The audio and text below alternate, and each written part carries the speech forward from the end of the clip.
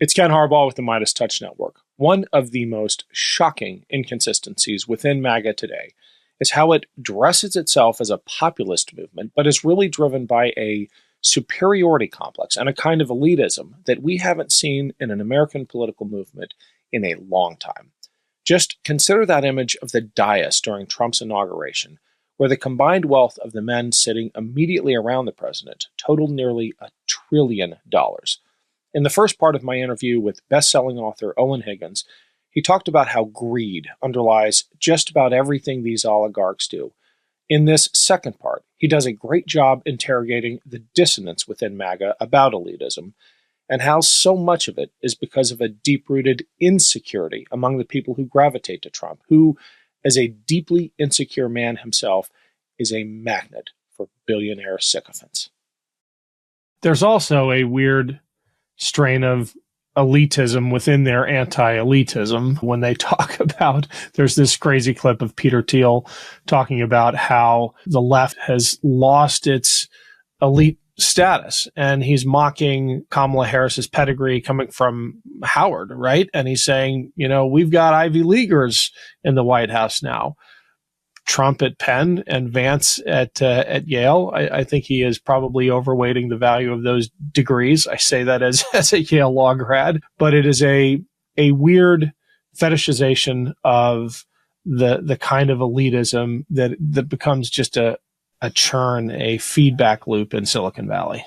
100%. The minute that you started saying that, I started thinking of that clip before you even mentioned it, because it's so weird the way he's talking about it. If President Trump were here, he would tell you that he went to Penn, Ivy League school. Only very smart people, David, go to Penn. Yeah. And he talked about that for quite a while. And J.D. Vance went to Yale Law School. It's the top law school in the country. And, you know, the Democratic Party used to be more elite. And then when Biden said he was a transitional candidate, it wasn't a transition. He was not going to have a sex change operation, but it was transitional from smart to dumb, from elite to very non-elite. And then, you know, Kamala was even, you know, Howard was not Harvard. You know, you couldn't even point this out. It's probably a racist thing to say or something. Right. And then by the time you get to Walz, it's way worse. It's the credentials are even dumber than Kamala's. There are no smart people left. First of all, to talk about Howard University that way, I think betrays something about his politics. Do we want to just say it right out? Like, it's just racist. Is an unmitigated racist. Yeah. Like there's, you know, I understand the people who go to these elite schools may have some snobbishness about other schools. So like I get that. Like it is what it is. But to then like say like Howard University specifically is like, you know, like essentially a community college, which is kind of what he's saying, is there's really only one reason that you would be saying that, right? But to put the racism aside, which is a large part of these guys' politics, but just to put it aside for a second, the elitism thing is very interesting, and I agree that it's funny because they so desperately want to portray Trump and the entire conservative movement that they're now a part of as this anti-elite, you know, men of the people kind of, you know, this is, you know, we're here for you, for the little guy. That's how they want to portray things. But the reality is that they are so status obsessed on just about every single level. You know, I mean, Thiel, just to understand for the audience, just to understand how far back these politics go. When he was in Stanford, he was unhappy with the student paper because he felt that it was too liberal. Now, I talked to like a contemporary of his, a couple contemporaries, and they were like, Stanford was not like this like left-wing incubator. Like it was California, sure, but like relatively apolitical, relatively it just wasn't really a priority at the school at the time. But for Thiel, he still felt like he needed to push back on this. So he started a right-wing student college newspaper. So even back then, he was trying to like manipulate the media and how information was getting across to people. Also, he and this is according to a couple of people I talked to, a couple of biographies that I read. He was not happy with the way that South African apartheid was being treated on campus as well, and he felt that was something that that might be another tell. It might be another tell, right? So I think that their elitism kind of comes from a genuine belief in it. Like they genuinely are elitist. They genuinely do believe in this stuff. I think part of it comes from biases, prejudice, including racism, but not solely racism. And then I think that there's a kind of a third factor here that helps to explain a lot of their politics, which is this kind of sense of aggrievement that they have about everything, where they feel that they feel both like superior and incredibly insecure at the same time. And these two kind of competing feelings, I think, drive a lot of their politics, where they're like, well, like we went to these schools and we should be getting more respect. It's kind of, I get at this in the book a little bit. And I try not to like armchair psychoanalyze too much, but I do think that if you look at their behavior and their choices to do certain things with politics and certain things with media, that is in a lot of ways based in their insecurity and their feeling that they should be getting more respect than they're getting. Well, it helps explain their affection, if you can use that term, for Donald Trump, who is perhaps the most deeply insecure person in America and one of the most powerful. I mean, a kindred spirit. Hey, it's Ken. Quick break to let you know we've got a Substack page for the Ken Harbaugh Show. If you want to make sure you never miss an episode, check it out. A lot of you already have. Thank you so much. And if you're able to, please subscribe. Every dollar goes back into the show to help with research, production, and reporting from places like Ukraine. None of this happens without your support. Thank you. Welcome to the resistance.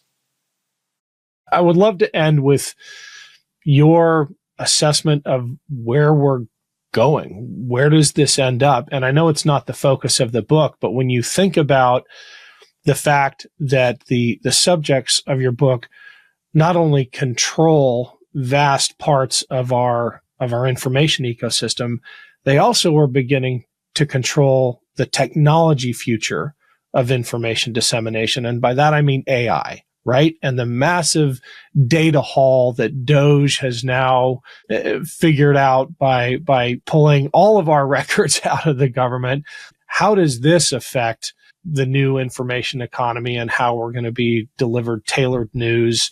I mean, it really is maybe not 1984. Maybe it's more Brave New World, right? Aldous Huxley. It's a scary vision of the future. Yeah. Yeah, well, I do in my day job writing for IT Brew, which is part of the Morning Brew business publication family. I do write quite a bit about AI. So I'm just saying that to kind of establish that, like, while we don't go into the book, like, it is something that that I do look at a lot. I think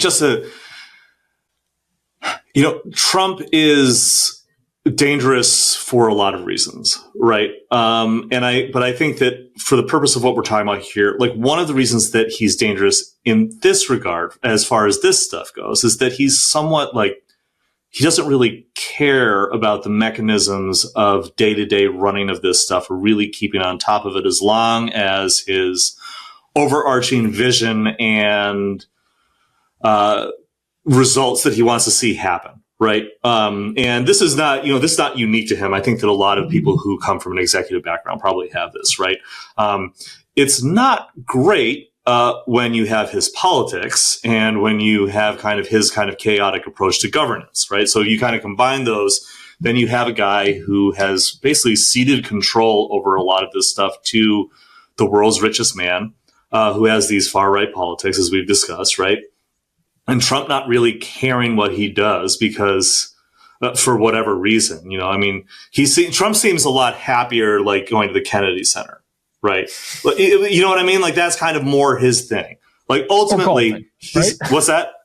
Golfing. I mean, that's golfing. That is happy as at Mar-a-Lago around the course. Yeah. Or going in front of a crowd that's cheering for him, right? You were talking about his insecurity. Like, you know, like, I mean, this is his, this is what he just likes to do, things that make him feel good and make him feel like, you know, people like him much more than he wants to like run the country.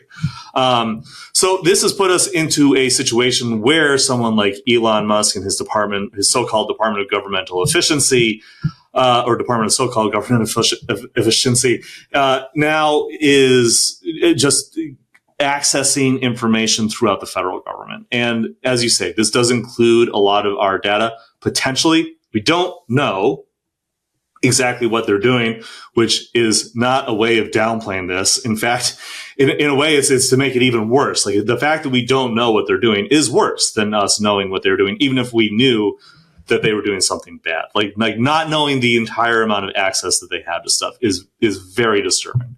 The things that I have heard from sources within different agencies who I've talked to, what they are telling me paints a picture of just kind of chaotic mismanagement, where these employees of Musk are just kind of going in there and just slashing things and just breaking things. They're like remaking, they're redoing like the White House IT department almost. I remember I saw yesterday, so that Elon Musk Starlink can have like more control over it. These are individually, these would be big mistakes and bad moves. All put together, it's a complete catastrophe. The result of all of these kind of attacks on the internal like tech security and tech makeup of the White House and federal agencies is the kind of thing that's just opening the threat surface. It's making it more insecure. It's making it so that people all around the world, not just in this country, are going to have like more opportunities to get inside of these systems. These are people like from outside. Like, these are not. I'm not saying that like. I think we can kind of generally assume that the U.S. is on some level always trying to find a way into other countries' systems, and that at the same other countries are doing it to us. That's just the way it is. Like, it's just kind of an accepted. I think, it just is what it is. And because of that, if you start to take away some of the protections, you are opening the door for infiltration, and that is not a place that you really want to be. As far as what that means for our information ecosystem around the country, I think that it's not good. It's not good for someone who has a real interest in controlling information, as Musk did. That's why he bought Twitter in the first place, right? To have that much access to your data. They can feed this stuff into algorithms, be able to target you for, even if it's just for ads, like just being able to have like this, the amount of predictive information that already exists for all of us that's out there just from our online browsing habits and our social media habits is colossal. If you add into that all of this information coming from these federal agencies, it's a real. I guess it is kind of a 1984 moment. We're not quite there, obviously. But it is a situation where the state has a lot, where the state or private actors related to the state will have a lot more information about all of us than I think that I'm comfortable with. I think that you're comfortable with, and I think that probably most people, if they really understood the extent of it, would be comfortable with. Well, if you think about the fact that with AI tools now, they can fairly easily target people who have spent money on charities or political campaigns that oppose them. I mean, the analysis you can do very cheaply, very easily now with all of this data really gives the government power it's never had before. Owen, you got to leave it there. Thanks so much for coming on. The book is Owned. We'll put a link in the show notes. Where can people find you online? You can find me at Blue Sky and on Twitter still. I won't call it by the other name. And my handle is my name, EoinHiggins, and there's an underscore after it on Twitter. And otherwise, it's just one word on Blue Sky. Got it. All right, we'll put the links down below. Thanks for joining us. Thanks so much.